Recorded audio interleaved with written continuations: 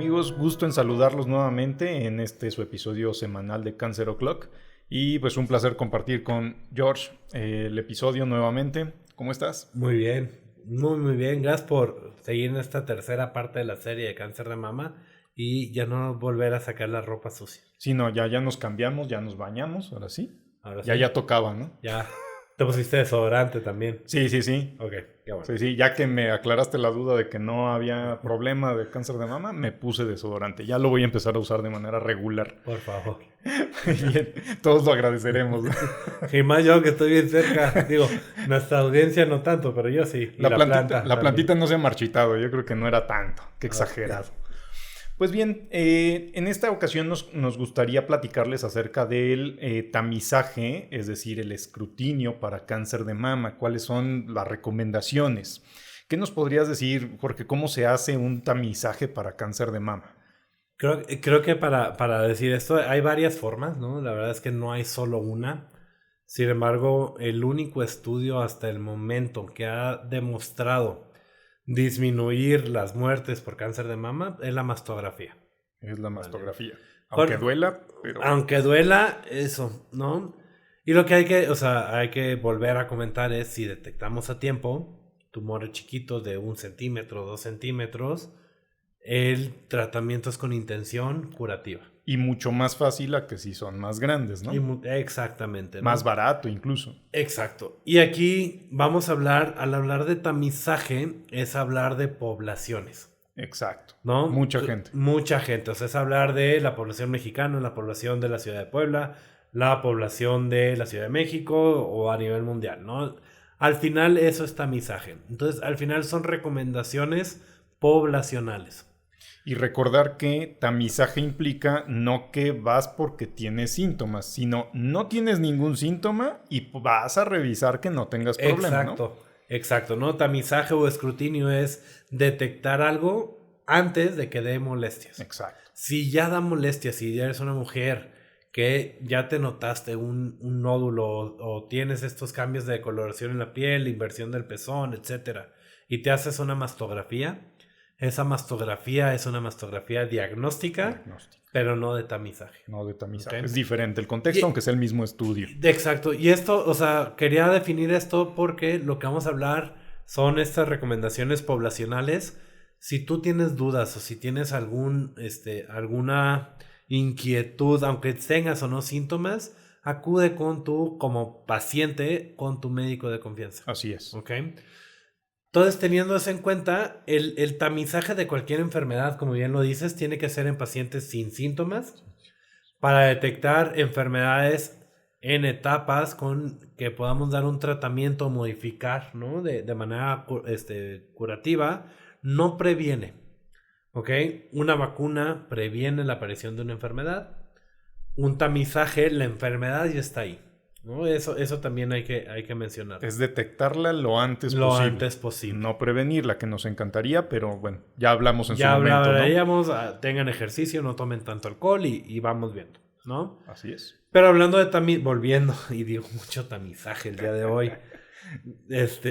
Volviendo al tamizaje. Volviendo al tamizaje y a las muletillas y a todo.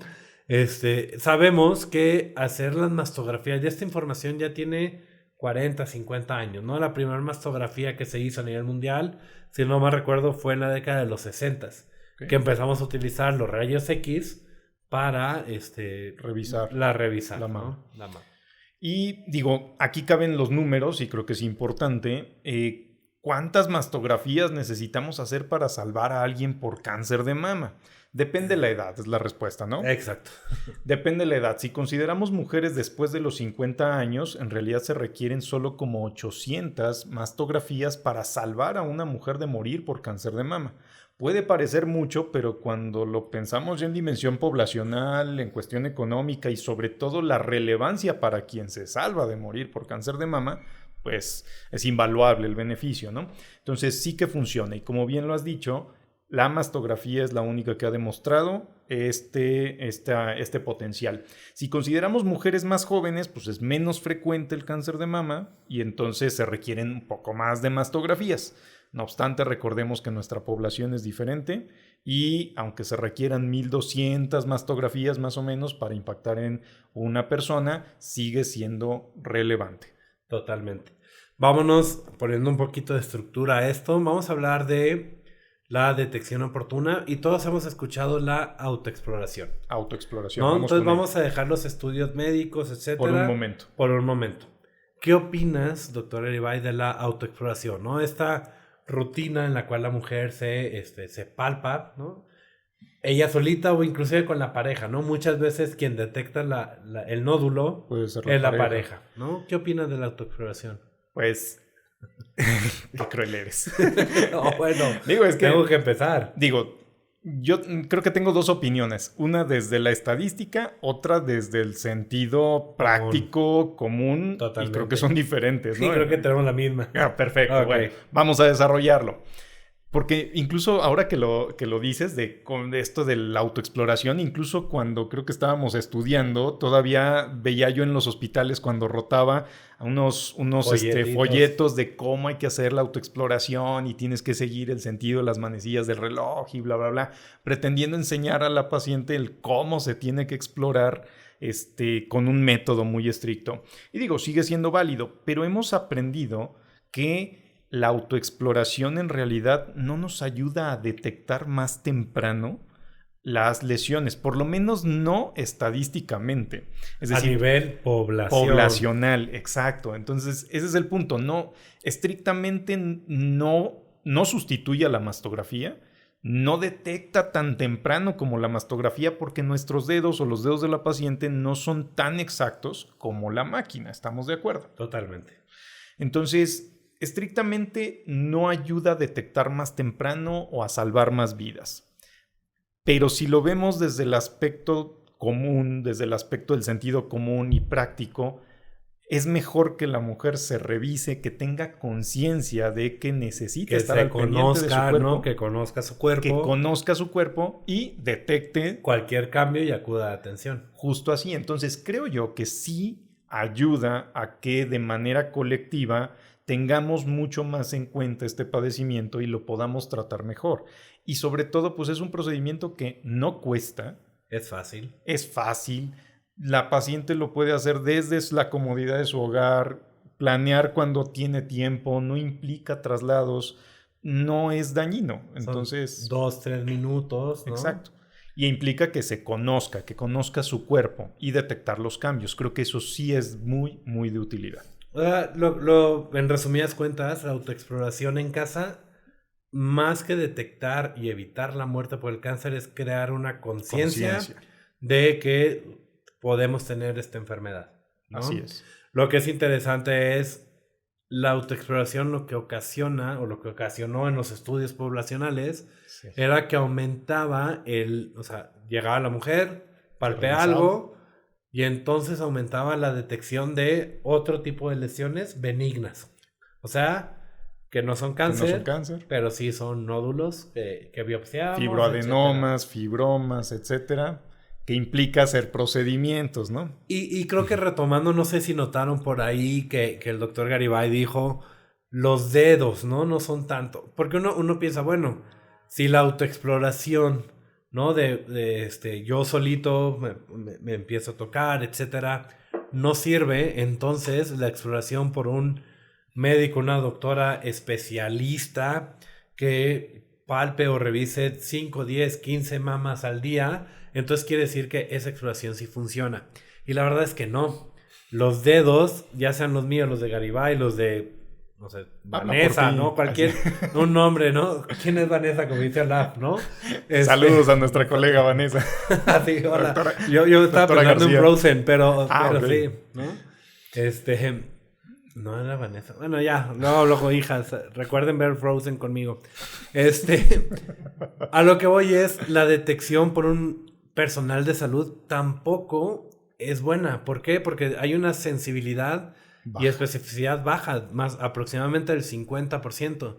¿Qué quiere decir? Que yo como especialista o cualquier especialista revisa a 2 mujeres con cáncer, una le va a decir que sí, que probablemente tenga cáncer, y a la otra le va a decir que no. Es literalmente un volado. Sí. no reemplaza la exploración con el ginecólogo, con la ginecóloga, con el especialista, a la mastografía. Exacto. Que es el estándar de oro. Y ahora sí, dediquémosle un poquito a esa mastografía, a ese estándar de oro. ¿Sí? ¿Cómo es? A ver, platícame. ¿Te lo has hecho? No recientemente. Bueno, como ya comentábamos, ya habíamos comentado en el episodio previo que pues, es prácticamente una radiografía, explicabas tú, pero en la que hay que presionar el tejido mamario para que se pueda expandir y pueda ser mejor visualizado por el especialista en imagen mamaria. Esto lleva luego a una interpretación por el radiólogo, tiene que observarlo a detenimiento, revisar si hay alguna lesión, alguna alteración que implique riesgo. Y ojo, aquí suele haber una duda frecuente. Los radiólogos para poder homogeneizar, para poder dar un diagnóstico que los que no somos radiólogos podamos entender, acuñaron una clasificación que se llama BI-RADS y que actualmente ven en cualquier reporte de mastografía, ¿no? Debería. ¿No? Ese es el estándar. Todavía es el estándar, ¿no? Y aquí es importante también un poquito especificar, no solo es una radiografía, generalmente, o bueno, no generalmente, tienen que ser 2 posiciones. Y si hay algún tipo de duda, se hace algo que llamamos cono. Exacto. ¿No? Como una magnificación, ¿no? Porque al final lesión. Estamos viendo una estructura tridimensional en 2D. Exacto. En 2 dimensiones, ¿no? Y tiene razón, es un estudio ambulatorio, no se le requiere ninguna preparación como tal. No necesitas estar Tal vez como consejos yo les daría que acudan con pantalones y blusa porque sí se tienen que descubrir el torso. Entonces, cuando va la mujer con vestido, vestido, es más complicado. Es más incómodo para la ella, mujer, claro. Para ella, ¿no? Ese día no hay que ponernos talco, no hay que ponernos desodorante porque esas partículas se pueden ver en el estudio. Se pueden confundir. Exacto. La interpretación. ¿No? Y bueno, ahora sí, regresando a BI-RADS, ¿no? BI-RADS es una clasificación, como bien dices, que es ver algo 3D en 2D y qué es lo que vemos, quién sabe, ¿no? Nos habla del riesgo. Nos habla del riesgo y nos pone homogeneiza, desfibrilador. Homogeneiza lo que interpretan los radiólogos. Así es. ¿No? Ahora sí, platícame, ¿cómo va el BI-RADS? El BI-RADS es importante porque nos permite entender de una manera más práctica lo que hay que hacer ante ese resultado, ¿no? También. Nos permite saber que ese BI-RADS, si nos dice 0, 1, 2, 3, 4, 5 o 6, significan cosas diferentes. ¿Por qué hiciste pausa en el 4? Porque el 4 tiene subclasificación A, B y C. Muy bien. Entonces es algo que va del 0 al 6. Va del 0 al 6. Y lo que significa eso es lo importante. O sea, mucha gente, muchos pacientes llegan angustiadísimos al consultorio diciendo, doctor, es que me salió ya en etapa 3 el cáncer, ¿no? Claro. A ese punto quiero llegar. Me salió que ya tengo en etapa 3. No, tranquilos. BI-RADS es la clasificación de la mastografía y eso implica el riesgo de que esa lesión sea o no sea cáncer. Claro. Pero no es que tengas un cáncer en etapa 3 o en etapa 4. ¿Te parece? Sí, totalmente. Si vamos por números, va. Del 0 al 6, empezamos con el 0. El 0 es simplemente no sé qué estoy viendo. No veo bien. No veo. Necesito otro estudio. Generalmente ese otro estudio va a ser el ultrasonido. Exactamente. ¿No? Complementario. ¿El 1 y 2 qué significa? El 1 y 2 significa que lo que se ve es típicamente benigno. Es decir, se ve totalmente normal en el caso del 1 o se ve alguna alteración, pero que es una alteración conocida como benigna. Es decir, no hay en realidad un riesgo elevado de cáncer. El riesgo prácticamente es 0.1%, 0. Y la recomendación es realizar el estudio un año después en nuestra población. En nuestra población, okay. Así es. Entonces, BI-RADS 1 y 2, no hay problema, seguir con la vigilancia. BI-RADS 0, hacerse el estudio complementario y ver en ese momento. Ojo, ahí es importante. No es hacerse el ultrasonido 6 meses después o 2 meses después, es lo antes posible, sin que sea una urgencia, pero lo antes posible para poder interpretar de manera adecuada que BI-RADS tiene los dos estudios en conjunto, ¿no? Se combina. Así es. Ok. Y entonces BRAF 3 es donde empezamos a tener como el problema. Como ¿no? cierta duda, diría yo. Pues más que duda es BRAF 3 es algo que estoy viendo que lo más probable es que sea algo bueno, algo benigno, algo normal, pero ya me metió la suficiente duda. Más o menos un BRAF 3 equivale al 2% de que sea cáncer, o sea, Exacto. 98 Bajito. mujeres no van a tener nada y 2 sí. Y entonces, ¿qué hacemos? Hemos hablado de seguimiento. Seguimiento, Tal yo creo que vez es no la clave. esperarnos totalmente, perdóname, No, nos estamos adelante. ahora sí interrumpiendo. No esperarnos al año para repetir, sino a los 4 o 6 meses, principalmente 6 meses, volver a hacer mastografía y en muchas ocasiones combinarla con el ultrasonido. Justo ¿no? así, es como no nos quedamos tranquilos, lo más probable es que sea normal, pero pues no queremos perder a nadie del seguimiento, no queremos perder a alguien que pudiera tener cáncer sin Ese darnos 2%, cuenta. totalmente. Ese 2%. Entonces, una manera práctica, poco nociva, poco molesta, digamos, es hacer nueva mastografía a los 6 meses o a los 4 a criterio del especialista. Para revisar si hubo algún cambio, aunque sea sutil, en la medida, en la estructura, en la forma de esa lesión, y entonces tomar la decisión. Si hubo cambio, entonces eso puede corresponder a un cáncer y es mejor abordarlo, hacer diagnóstico. Si no hubo cambio, entonces podríamos ya recatalogarlo como un BRAF 2, un BRAF 1 a criterio del radiólogo. Exactamente. ¿Verdad? Y ahí seguiría el 4, pero hay una pausa. A mí me gusta explicarlo. Ya vimos del 0 al 3. Cuando decimos BRAF 6, me gusta ahí hacer pausa y irme al otro extremo de la gráfica. Siempre yendo al revés, pero dale. BRAF 6 es cuando yo ya sé que una mujer tiene cáncer. Que es lo que Así estoy es. viendo. Ya le hizo una biopsia. Ya sabemos. Ya sabemos. 100% seguro que tiene cáncer. ¿Y por qué le hago una nueva mastografía? Tal vez para marcarla, poner algún tipo de arpón para hacer la cirugía posteriormente. Sí. O al momento de hacer una cirugía, le hago a la pieza una mastografía para ver si se logró quitar completamente la lesión. Eso es un BRAF 6.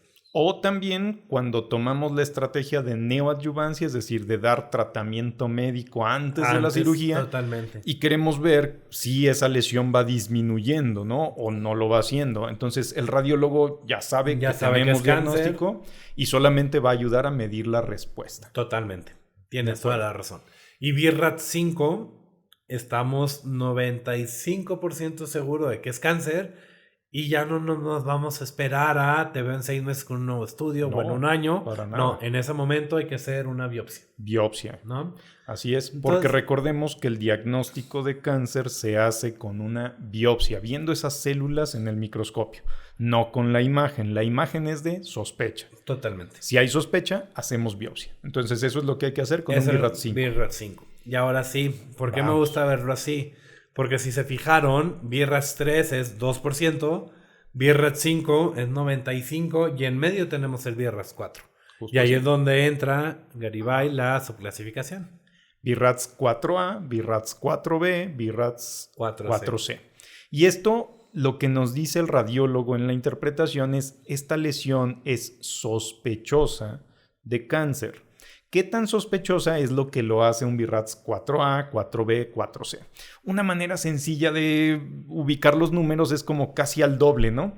BRAF 4A es como un 15% de riesgo de que eso sea cáncer, es decir, el otro 85% no, y eso se nota en la biopsia. Un BRAF 4B implica como un 30-40%, sí, ya casi, de riesgo de cáncer, y entonces, bueno, ahí es casi un volado. Sí, a algunas mujeres eso será un cáncer que no es igual a etapa 4. Totalmente. Puede ser una etapa muy temprana del cáncer, pero el BRAF lo clasificó como sospechoso y por eso se hizo la biopsia. Y finalmente el BRAF 4C, que implica como un 85% de riesgo de cáncer. Y pues bueno, también hay que hacer la biopsia. Es decir, BRAF 4 y BRAF 5, biopsia. BRAF 3, estudio en 6 meses. ¿No? Y BRAF 1 y 2, continuar la vigilancia. Okay. BRAF 0, estudio adicional. Y ahí digo, volviendo a eso es BRAF. Si tienen alguna duda, no duden en preguntarle en los comentarios. Pero eso es BRAF, ¿no? Eso es lo que vemos. Y ahora sí, ¿cuándo empezamos? ¿Cada cuánto lo hacemos con la mastografía? BRAF 1 y 2 continuar la vigilancia. BRAF 0, estudio adicional. Y ahí digo, volviendo a eso es BRAF. Si tienen alguna duda, no duden en preguntarle en los comentarios. Pero eso es BRAF, ¿no? Eso es lo que vemos. Y ahora sí, ¿cuándo empezamos cada cuánto lo hacemos con la mastografía? En nuestra población lo recomendado es a los 40 años de edad empezar a hacer la mastografía de escrutinio, es decir, no tiene síntomas, vamos a ver que no haya problema. Y dependiendo del BI-RADS es la conducta que debemos seguir. Evidentemente la mayoría de las mujeres saldrán en un BI-RADS 1, BI-RADS 2 y daremos continuidad a la vigilancia en un año. Ok.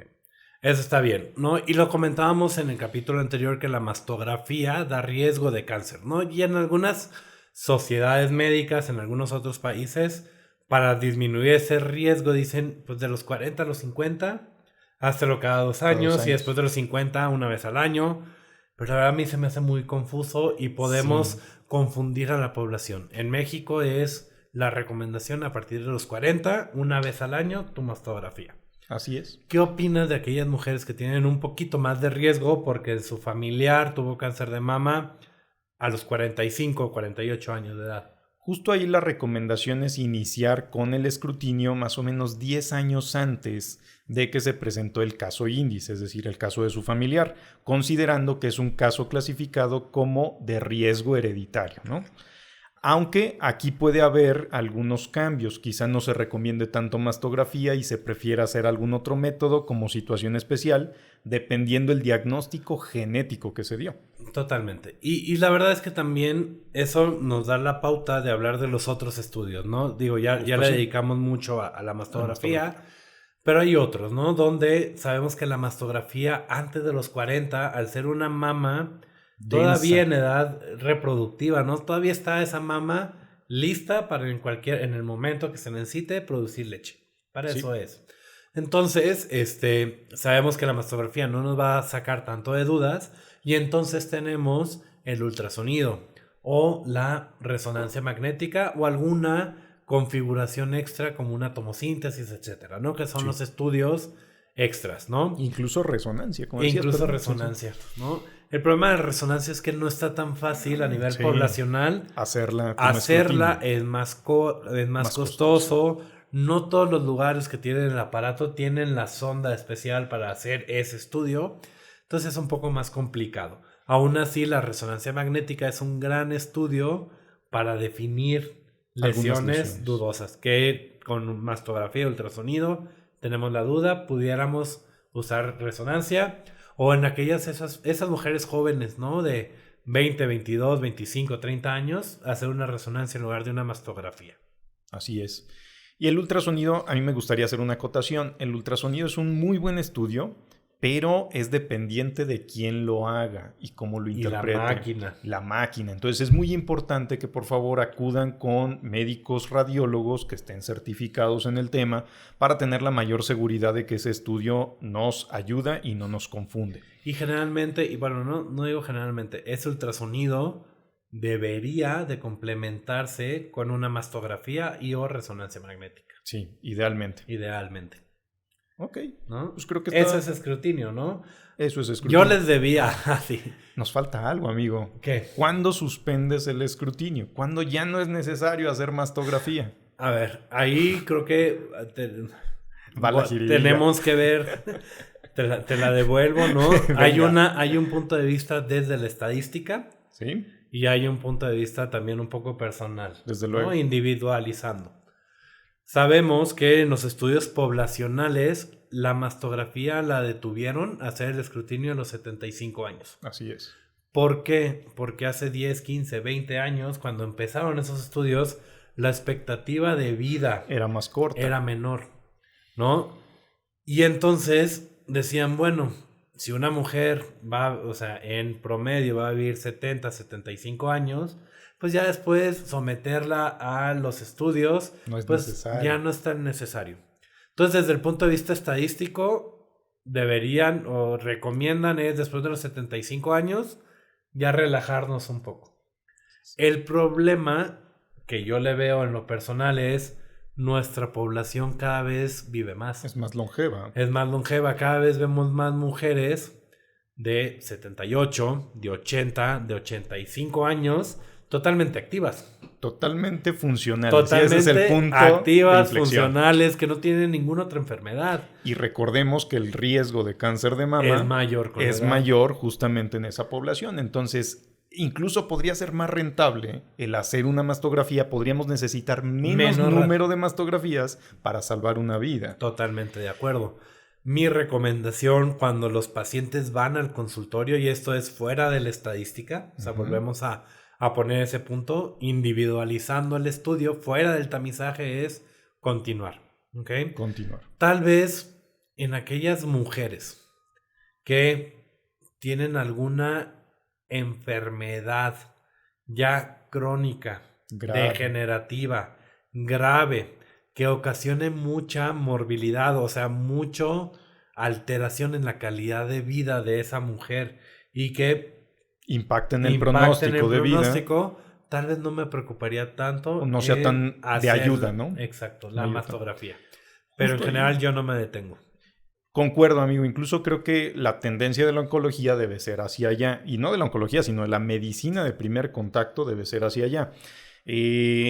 La mayor parte de la evidencia muestra que si dejamos de hacer mastografía podemos perder casos que pudieran ser curables y les da peor pronóstico a esas mujeres que en teoría podrían estar curadas si detectamos a tiempo. Entonces, la tendencia actual de las sociedades médicas de oncología geriátrica, de geriatría, es continuar con el escrutinio después de los 74 años, siempre y cuando la paciente, la persona, tenga un buen estado de salud. Que eso de buen estado de salud es difícil de definir. Exacto. Pero creo que lo definiste muy bien, y es si no tienen enfermedad grave, descontrolada, que impacte notoriamente en su pronóstico de vida. Si es alguien activa, funcional, lo recomendable es continuar. No, y la verdad es que no quieres que ese cáncer se vuelva metastásico. Desde luego. Y se puede curar si lo detectamos a tiempo. Exactamente. No quieres que se fracture una cadera porque tiene cáncer o una metástasis. Desde luego. Y no te diste cuenta. Y considerar que es más frecuente que a esa edad tengamos variantes del cáncer de mama, fenotipos, que son, digamos, más de mejor pronóstico que aquellos que se presentan a edades muy tempranas. Totalmente. Entonces, es mejor continuar siempre y cuando tenga buen estado de salud, lo que eso significa. Es una decisión individual finalmente y creo que debe ser asesorada en el consultorio, pero sí, por favor, no tomarlo como norma después de los 74. Exacto. Ya no aplica. Hay que individualizar desfibriladores. La última pregunta ya para que después de esto tengamos nuestros 2 puntos de esta serie de cáncer de mama. Muy bien. Es la siguiente. ¿Hay fases o hay pautas para el escrutinio de cáncer de mama en hombres? La respuesta es no. Y la razón es, otra vez, estadística, ¿no? O sea, un escrutinio funciona si lo que buscamos es muy común en la población. Y quedamos que aunque sí hay cáncer de mama en hombres, pues no es muy raro, es más bien poco frecuente, muy poco frecuente. Entonces una estrategia de escrutinio no aplica. Evidentemente, si se detecta una mutación germinal, un síndrome hereditario, las cosas cambian y ahí se requieren recomendaciones de manera individual por un genetista, ¿verdad? Totalmente de acuerdo.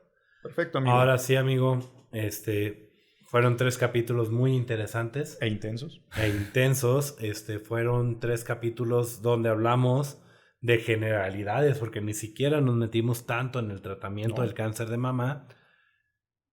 Si me pudieras dar 1, 2 o hasta 3, si quieres, 1 por capítulo, puntos para que nuestra audiencia se los quede.